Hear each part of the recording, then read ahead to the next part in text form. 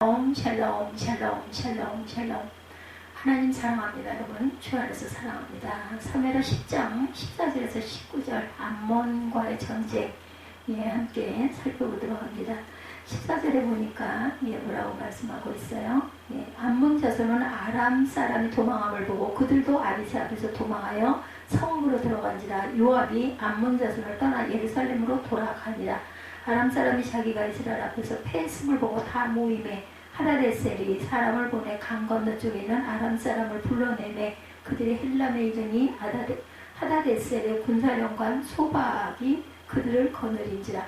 어떤 사람이 다윗에게 알림해 그가 온 이스라엘을 모으고 요단을 건너 헬람에 이르매 아람 사람들이 다윗을 향하여 진을 치고 더불어 싸우더니 아람 사람이 이스라엘 앞에서 도망한지라. 다윗이 아람 병거 700대와 마병 4만 명을 죽이고 또 그 군사령관 소박을 치매 거기서 죽으니라. 하다데셀에게 속한 왕들이 자기가 이스라엘 앞에서 패함을 보고 이스라엘을 화친하고 섬기니 그러므로 아람 사람들이 두려워하여 다시는 암몬 자손을 돕지 아니하니라. 이렇게 마지막 19절까지의 내용입니다. 하나님께서 우리에게 내 마음을 다하며 목숨을 다하고 힘을 다하고 뜻을 다하여 주 너의 하나님을 사랑하라고 하고 또한 내 이웃을 내 몸과 같이 사랑해라 말씀하시죠.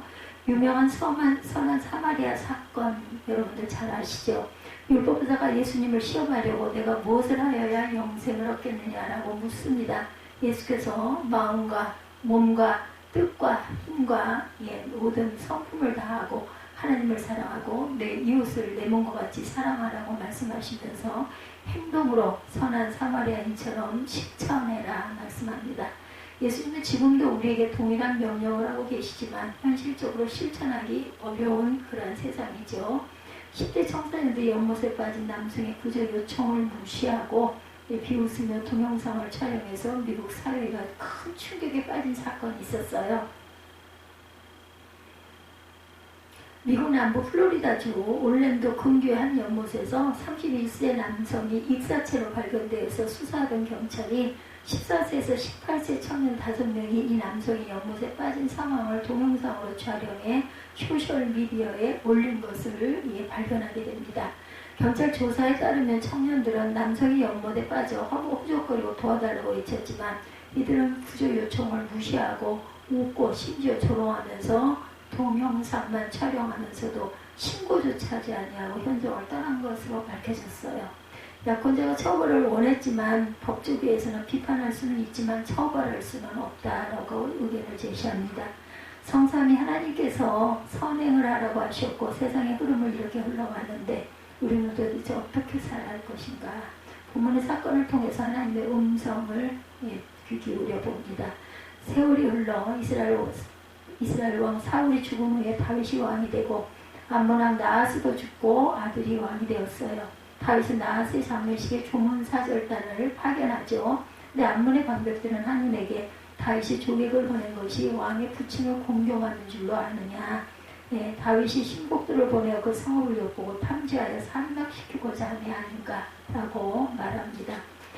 한우는 조문사절단에 온 조문사절단에 그 수염 절반을 자르고 의복은 중동볼기까지 엉덩이까지 잘라가지고 아주 그 참스러운 모습을 만들어 돌려보냅니다. 이 사실을 보고받은 다윗은 이스라엘의 국경으로 들어와 가장 가까운 여리고에서 수염이 자랄 때까지 머물다가 돌아와라 라고 메시지를 보내죠. 암몬 사람들이 이렇게 할 때는 전쟁을 할 각오로 모욕을 준 것이에요. 그리고 주변 나라들로부터 용병을 구해서 연합군을 구성합니다. 암몬 자손은 성문 오기에 진을 쳤고 연합군 소바와 록, 아람 사람과 독과 마아가 사람들은 암몬 군인과 따로 들에 있었어요. 다윗은 전쟁에 대비해서 요압을 대장으로 임명하자 요압은 정예 군인으로 아람을 상대하여 진을 치고 남은 군인들은 아비새를 대장으로 암몬 사람을 공격하도록 하면서 약한 쪽을 도우라 이렇게 말합니다. 전쟁 전에 요압 대장이 사무엘하 10장 12절에 보면 너는 담대하라 말하죠. 12절 다시 한번 봅니다.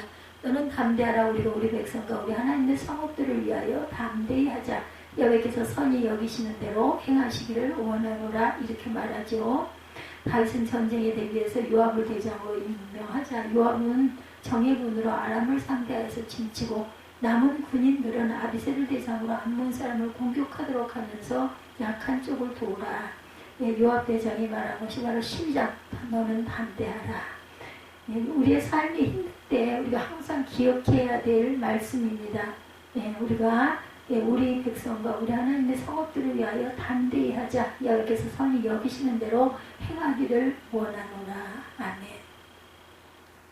요압 장군의 부대가 아람 군대를 행하여 싸우려고 나아가니 싸워보지도 않고 도망하자 정보를 들은 아람 군대도 도망하여 전쟁이 쉽게 끝나죠. 전쟁 결과를 들은 하다데셀이 아람 사람들과 함께 연합군대를 구성하여서 소박을 총대장으로 임명하고 다윗과 전쟁을 하려고 합니다.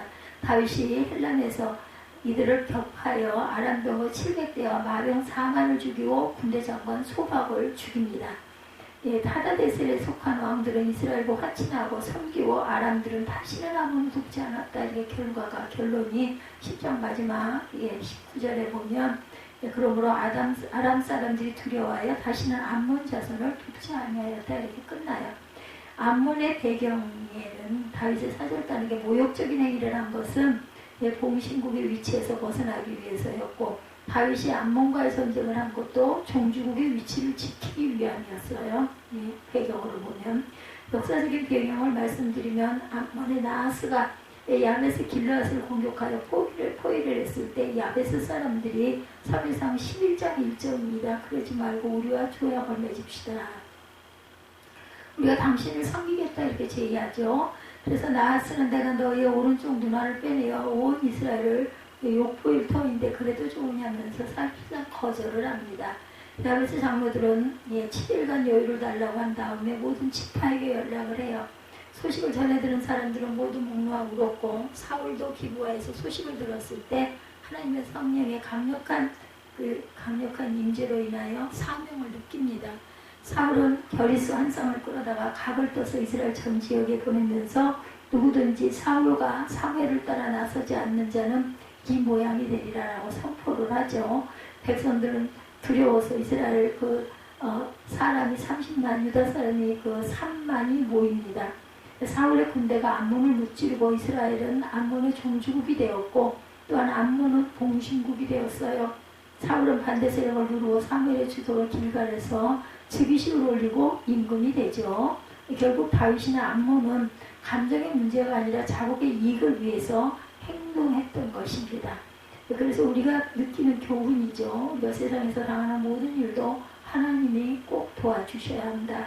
다윗이 전쟁을 너무 쉽게 승리한 이유를 통해서 하나님의 도움이 필요한 것을 깨달았어요. 그 이유를 영적인 측면에서 보면 다윗이 통치하는 동안 시편 2편 2, 3절이죠. 세상의 군왕들이 나서며 관원들이 서로 꾀하여 야훼와 그 기름받은 자를 대적하며 우리가 그 맨 것을 끊고 결박을 벗어버리자 하도다 하는 말씀을 통해서 주변 국가들이 봉신 국가들이 벗어나려고 한 것을 알 수가 있습니다.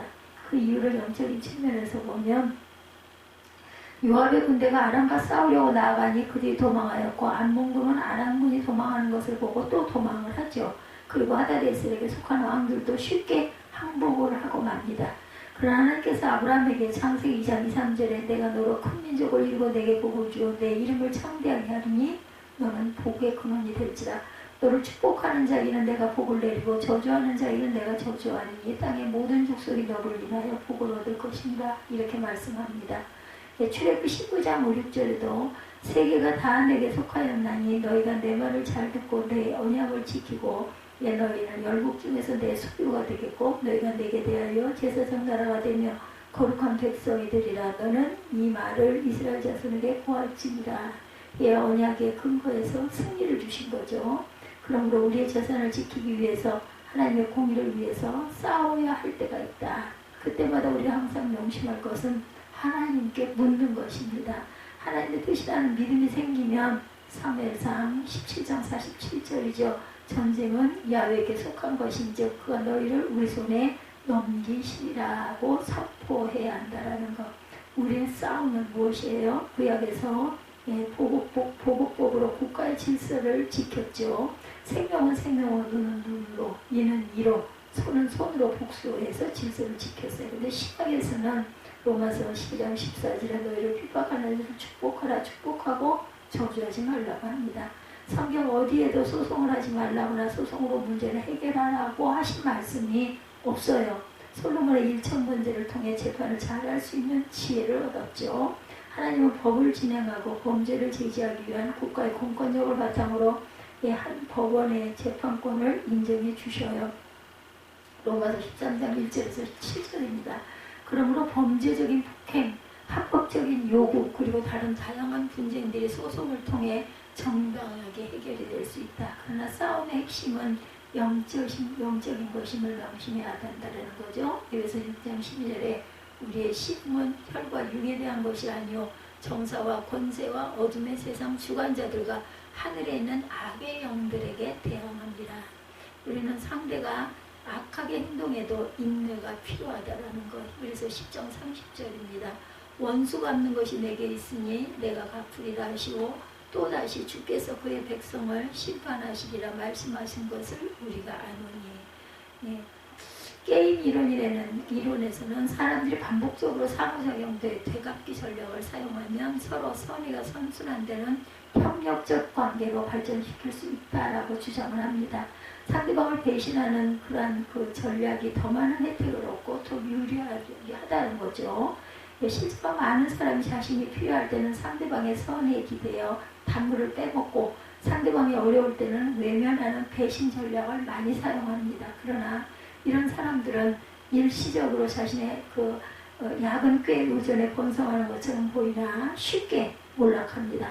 상대방의 되갚기 전략에 의해 다음번에는 자신과 똑같이 배신을 당한다라는 것. 하나님께서 우리에게 악인이 번성하는 것은 일시적이며 부러워하지 말라고 말씀하세요. 시편 37편 1절에서 3절입니다. 행악자로 인하여 불평하려 하지 말며 불익을 행하는 자를 투기하지 말지니라. 저희는 풀과 같이 속히 비임을 볼 것이요 푸른 채소같이 수에 자랄 것이미로다. 야훼를 의뢰하여 선을 행하라. 땅에 거하여 그의 성실을 식물로 삼을지어다 말씀하고 있어요. 행악으로 인하여 우리가 불평하지 말고 불의를 행하는 자를 절대로 투기하지 마시기 바랍니다. 하나님께서 속히 베어버리시고 푸른 채소같이 수에 자라게 될 것이라는 거예요.